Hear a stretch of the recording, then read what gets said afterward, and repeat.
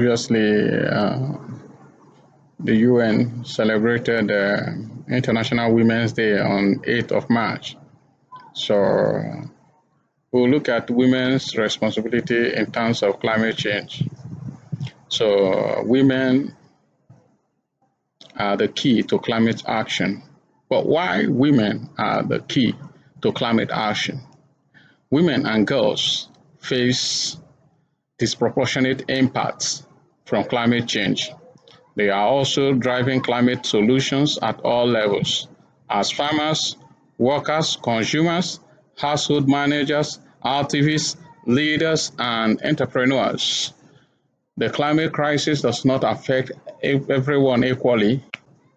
Women and girls face disproportionate impact from climate change, largely because they make up the majority of the world's poor,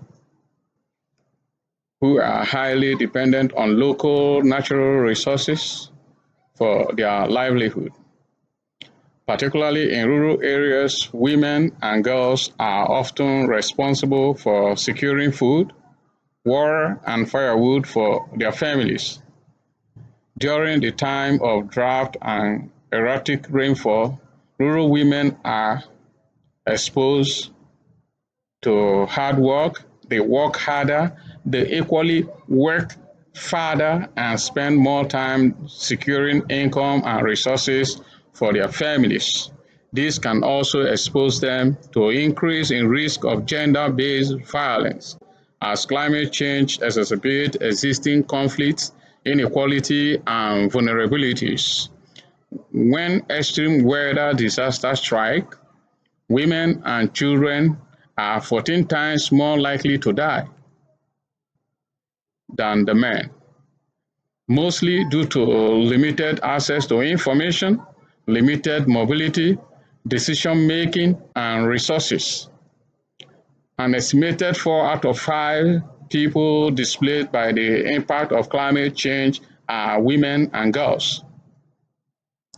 Acute disaster can also disrupt essential services, including sexual and reproductive health care, compounding the negative impact of women and girls. So when we look at it objectively, women are agents of change. So we discuss the three reasons why. Obviously, women are the key to climate actions, especially the rural women. Women are the backbones of resilience. Women carry out at least 2 or 2.5 more unpaid household and care work than men. When climate disaster hits, such as floods, wildfires, droughts, and storm, women take an additional burdens as they usually have the primary responsibility for caring for a home and the people in it. Women are often the first responders in disasters, rescuing children, elderly, persons with disability, and other community members, and informing local authorities and emergency teams. After a disaster, women will likely be responsible for caring for the sick and injured, providing support for their families, and helping communities recover and rebuild. And yet, even though women are disproportionately impacted by disaster, and are leaders in post-disaster recovery, they are largely excluded from shaping policies, strategies, and programs to address disaster risk and resilience. Obviously, having women actively involved in decision-making is critical to recovery and reconstruction efforts. Fully utilizing women's capacity, knowledge, and skills when preparing for and recovering from disaster can help identify disaster risks and build security for families and communities. So women should be involved in decision making in all capacity, if from the local level to the state, to the national, to the international level of capacity building and equally nation building in all levels of decision making. Thank you and God bless you. Okay, take over. Obviously, one of the true reasons why women are key to climate action, women are environmentally stewards. Women are responsible for half of the world's food production. In developing countries, they produce even up to 80% of food. As farmers, women have learned how to cope with and adapt to climate change. For example, practicing sustainable agriculture in harmony with nature, switching to drought-resistant seeds, employing low-impact or organic soil management techniques, even like shifting cultivation and other method of farming, you know, or leading community-based re, reforestation and restoration efforts.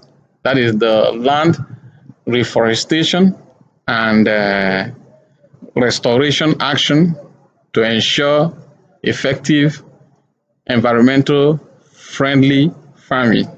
So indigenous women have been at the front of environmental conservation. They bring invaluable ancestral knowledge and practices that build resilience in a changing climate. For example, by preserving crop biodiversity and seed varieties, you know, protecting pollinations and pollinators and local populations, using natural soil building and fertilizer methods, or leaving forests intact. These are the ways in which women contribute to ensure that our ecosystem is safe and we preserve it for the future generations. So, but women have less access to a range of resources, from land rights and credit to education and technology. If women had the same access to productivity resources as men, farm yielding could increase by 20 to 30%, feeding an additional 100 to 150 million people. This would reduce the pressure to cut down trees for more agricultural land. One of the biggest drivers of climate change worldwide, more than half of forests lost due to conservation of forests into cropland.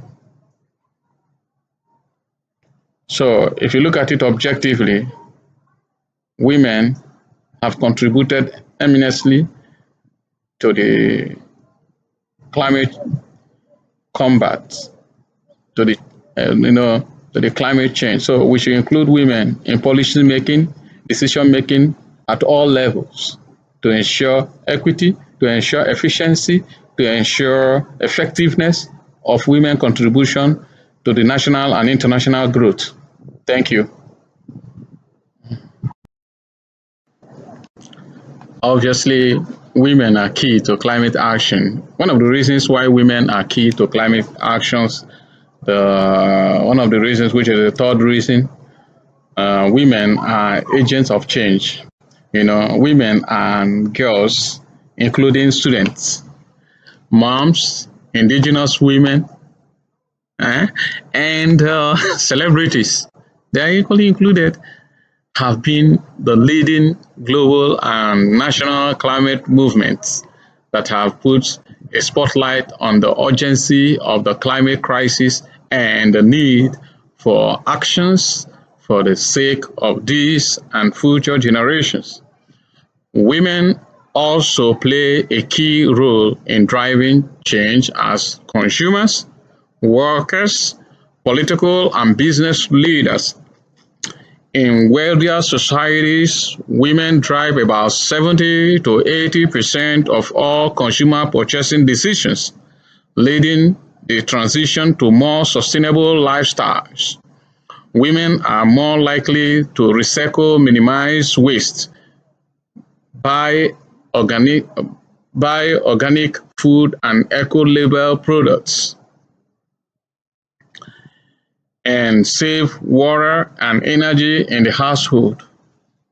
By leading behavior change and consumer attitude, women can drive change across all sectors. I mean, women, even from the local to the international level, women can drive change across the sectors. So we do not undermine the responsibility of a woman in terms of climate change, in terms of global development. Women are fully recognized and should be given equal opportunity. In fact, they should take their opportunity, they should take their responsibility, they should take power. Do not wait for men to give you. Nobody gives power. You own the power, you take the power yourself.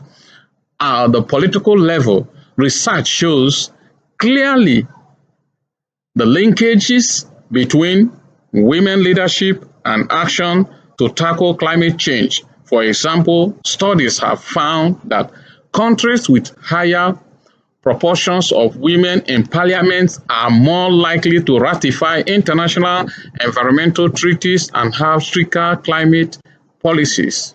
In business, gender diverse firms tend to have better environmental reporting and climate governance than their peers, and make more investment in renewable power generation and energy efficiency improvements. Women are also increasingly contributing to the renewable energy sector, currently accounting for 40% of employees in solar energy, a more higher share than in the oil and gas sector. In oil and gas sector, they have women like 22%. So there should be inclusivity in women in all sectors, in all industries, in governance, in decision making, in policy making. They should include the women. Thank you, and God bless you.